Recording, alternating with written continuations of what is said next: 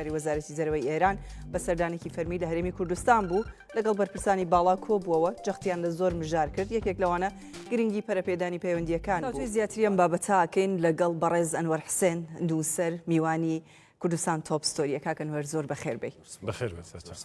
بژیت. ئەم سەردانەی کە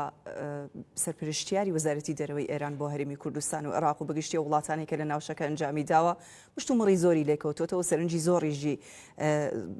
ڕاکێشاوە. خۆشتان بەڕێستان بابەتێکتان لەسەرم بابەتە نووسی بوو. دوای ساڵی 2021 ئەمە یەکەمین سەردانە، یان لە ساڵی 2021ەوە سەردانێکی فەرمی بۆ شێوازە لەلایەن وەزارەتی دەرەوەی ئێرانەوە بۆ هەرێمی کوردستان ئەنجام نەدراوە. بەڕای ئێوە گرنگی ئەم سەردانەی ئێستا عەلی باقری چییە لە ئێستادا بە تایبەتی؟ زۆر سپاس. لە ڕاستیە جەناب دێڵی ڕاستە بە دوای ئەو ڕووداوانی ڕابردوو بە تایبەتی شۆڕشی ژینە ئەو گلیانەی کە کۆماری ئیسلامی ئێران لە هەرێمی کوردستانی هەبوو بەرپرسێکی وا باڵا نەهاتۆتە هەرێمی کوردستان. بە تایبەتی هاتنی عەلی باقری بە تەنهاوە نییە کە سەرپەرشتیار یا وەزیری دەرەوەی کۆماری ئیسلامی ئێرانە،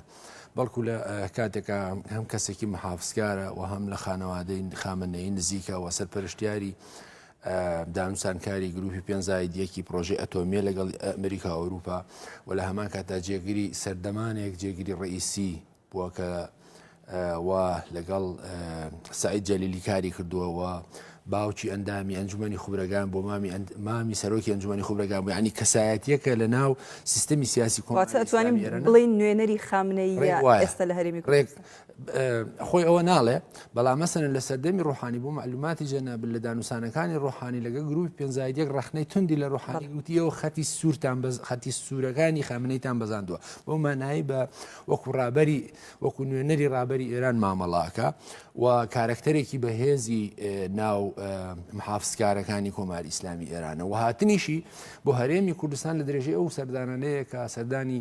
لوبنانی کردو لەگەڵ حەسن نەسروڵڵا کۆبووەتەوە لەگەڵ نەجیب میقاتی و نەبیە بەڕی و وەزیری دەرەوە کۆبووەتەوە. دوای سەردانی سووریا کردو لەگەڵ بەشار ئەسەد و مقاومەی فەلەستینی کۆبووەتەوە. بەهەرحاڵ هاتنیشی بۆ عێراق و هەرێمی کوردستان بە تایبەتی بۆ سلێمانی هۆلێرش دیسان ئەوەمان پێڵێ کە هاتنی باقری ئەم منتقانە بە جێگا و نفوز و هەژمون و دۆستی خۆی ئەزانێ و پێی گرنگە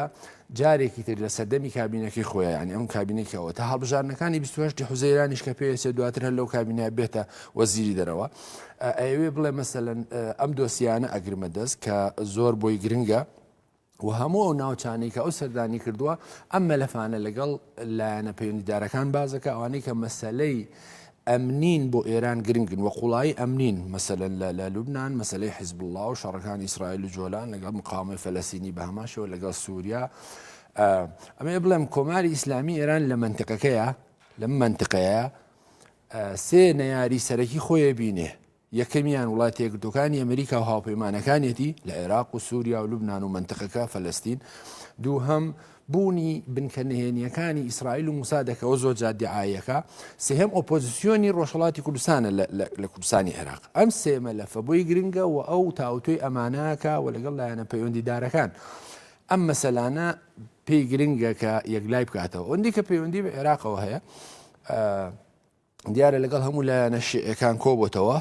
و بۆی گرنگە کە ئەو پشێوی لە ناو ماڵی شیعەیە هەیە لە ناو ئیتاری تەنسیقی و دەرەوە لە ناو حەشدی شعبی و ئەو گروپانەی کە دابەش بوون بەسەر متەتەڕیف و میانڕە و معتەدیل و هەندێکیان لایەنگری ئەمریکایانە ئەمە یەک خاتەوە بۆ هەڵبژاردنەکانی نۆڤەمبەری 25 لە عێراقا و لە هەمان کاتیشا هەز بە پشێویەکی زۆرەکە لە ناو ماڵی شیعە بە تایبەتی چوونە دەرەوەی موقتەدا سەدر کە هەندێک ئاماژە هەن مقتدا سەدریشی بەنهێنی بینی بێ وەلەو لەم هەوڵانەی بێ مقتدا سەدر بگەڕێنێتەوە. مەلەفی زۆری بەدەستەوە بۆ لەم سەردانەیدا کوردستان و بێگومان و لە ئەمان کاتە خاڵێکی تر کە زۆر گرنگە بۆی و ئێران یەکەم جارە لە دوای ڕوخانی بەعسەوە بتوانێت هەلێکی وای دەستکەوێت چانسێکی وای دەستکەوێت. ئەویش هەڵبژاردننی سەرۆکی پەرلەمانی عێراقا لە نێوان مەحموود مەشهەدانی و سالم ئیساوی کە هەردووکیان لەلایەن لایەنە شیعەکانەوە کەسب بکرێن. یەکیان لەلایەن مالیکیەوە تەییدی ئەکرێ، یەکیان لەلایەن ئەسعیبی ئەحلی حەقەوە. والحاصل ئێران پێی وایە سەرۆکی پەرلەمانی عێراقیش بە تامی شیعی وڵایی ئێرانی دروزە بێ و ئەمە لە فەشی زۆر زۆر بۆ گرنگە یەکلای کاتەوە بە تایبەتی کە سوننەکان ئینشقاقیان تێکەوتۆ نەیانتوانین وڵاتی خۆیان بکەن. باش بۆیە ئەفو لە عێراق بۆ هەرێمی کوردستانیش مەلەفی گرنگ و سەرەکی ئەوەیە ئەو ڕێکەوتنامەی کاتی خۆی لە نێوان حکوومەتی ئێران و عێراق و بە ئیزافی هەرێمی کوردستانی امزاکراوە سەبارەت بە ئۆپۆزیسیۆنی ئێرانی ئەم مەلەفە بۆی گرنگە کە ئەکتیڤ بکرێتەوە کە ئێرانیەکان پیان وایە هێشتاوەکو پێویست نەچۆتە پێش. ویستم ڕێک وردی کەمە بۆ ئەوە بە تایبەت پرسیارەکەم هەر بەشێکی جواب بدەیەوە کاک ئەنوەر بابەتی ئەمنی مژارên ئەمنی هەرتم دگوتۆ بێژێ دەنە ناوبەرە ئالیاندە ئەبژی ڕێکەتنا تەهران بەغدا و هەولێرەژی یەک جوان مژارên گرنگێک و چارچوەیە بێ سەردانیدا ئەوێ بێگوتۆ بێژکردن ینی نقطەیەکی گرنگە دەبێ سەردانیدا بێژن بێگومان ینی هەم سەردانەکانی بەرپرسانی کۆماری ئیسلامی ئێران و سەردانەکانی بەرپرسانی تورکیا بۆ عێراق و هەرێمی کوردستان خاڵی ئەساسیان پەیوەندی هەیە بە ئۆپۆزیسیۆنەکانی کوردەوە لە وڵاتانە و هەمیشە جەخل لەسەرەوەکەنەوە کە ئەبێ ئەمە چارەسەر بکرێت. ئەو ڕێکەوتنامەیە کە مارسی 2023 لە نێوان عەلی شەمخانی لێپسراوی ئەمنی ئێرانی ئەمنی نیشتیمانی ئێرانی و با ئارەجی ڕاوێژکاری ئەمنی نیشتیمانی عێراقی و ڕێبەر ئەحمەد بە ئیزافی ڕێبەر ئەحمەد ئیمزا کراوە ئێران هێشتا پێی وایە ئەم ڕێکەوتنەوەکو پێویست نەچێتە بواری جێبەجێکردنەوە کە باز لە نایارەکانی کۆماری ئیسلامی ئێران کا بە قسەیان خۆ خەزیاتر مەبەستی ئۆپۆزیسیۆنەکانی ڕۆژهەڵاتی کوردستانە لە کوردستان زۆرتریش مەبەستی کۆمەڵە و دیموکراتە ئەوان پێیان وایە ئەو ڕێکەوتنە کاتی خۆی ئەوە کراوە کە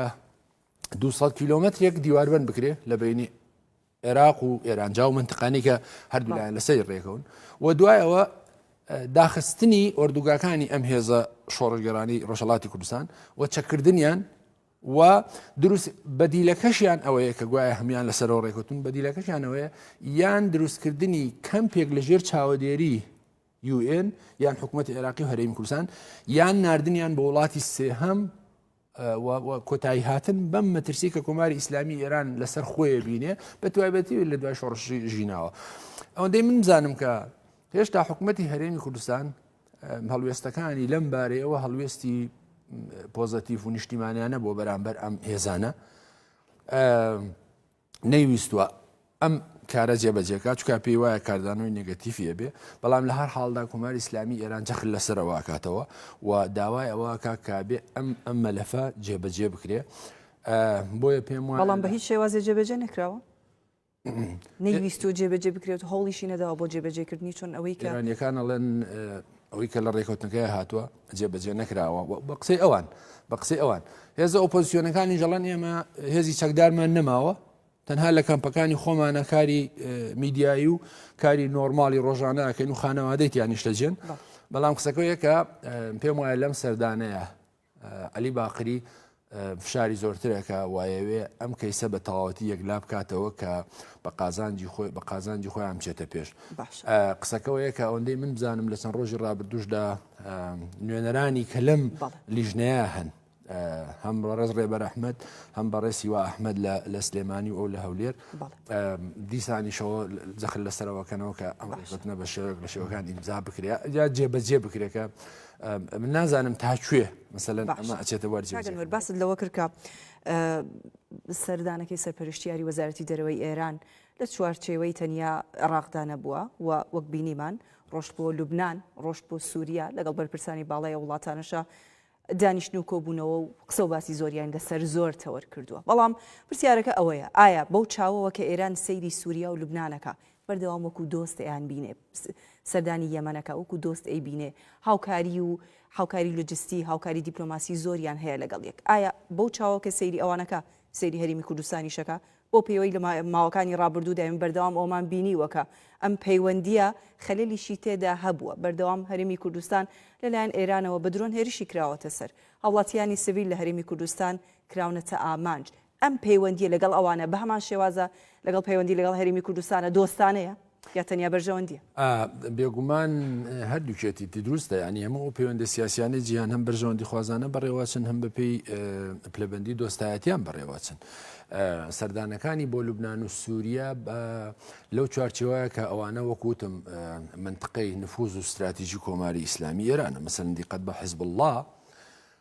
ئەگەر ئەمڕۆ دیقەتی دیادوێنە دیقەتی وێنە ئەو وێنانە دابێکە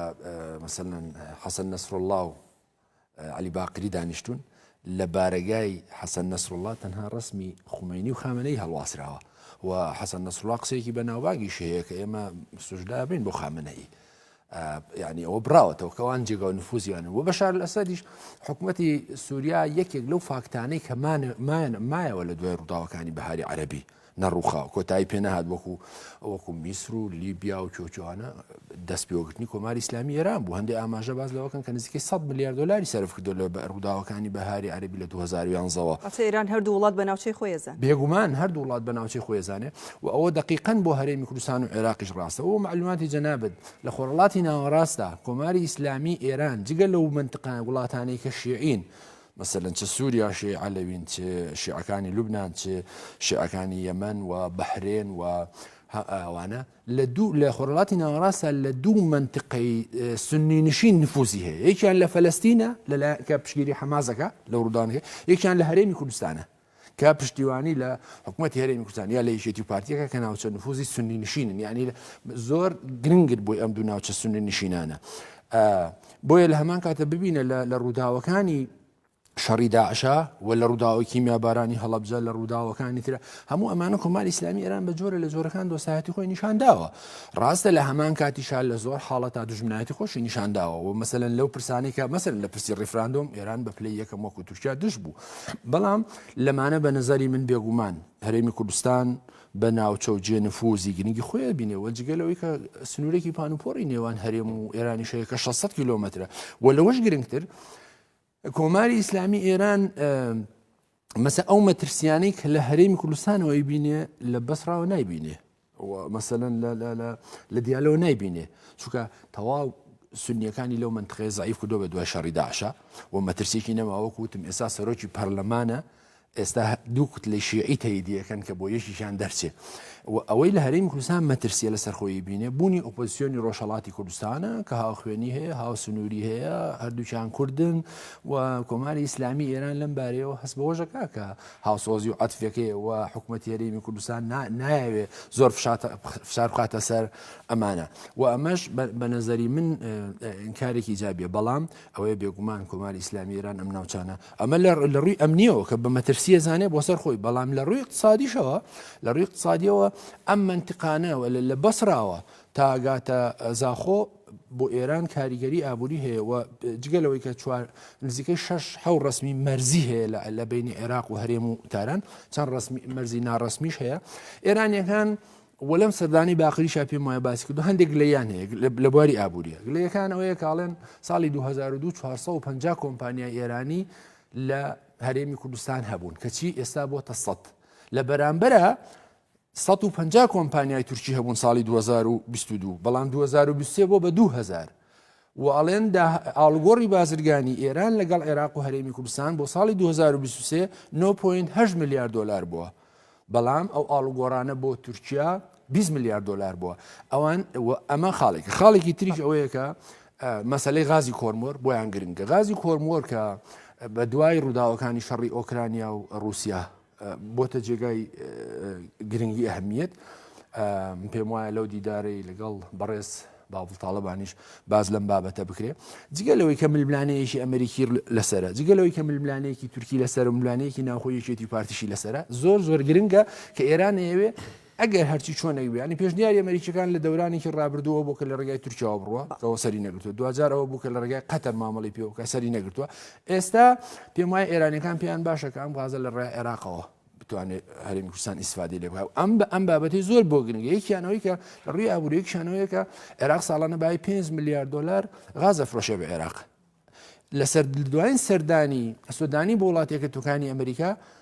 ئێرانیەکان لەوە نیگەران بوون لی کە هەوڵی داوە کۆمپانیای ئەمریکی بێنێ بۆی کە ئەو نەوتەی کە لە عێراق دەرەکرێ بەرهەمی بێنێ و ئەم 5 میلیارد دلار لە عێراق ببردرێ زۆر سپاس بۆ ئەمەر حسێن نووسەر میوانی کوردستان تۆپ ستۆری بووی زۆر سپاس.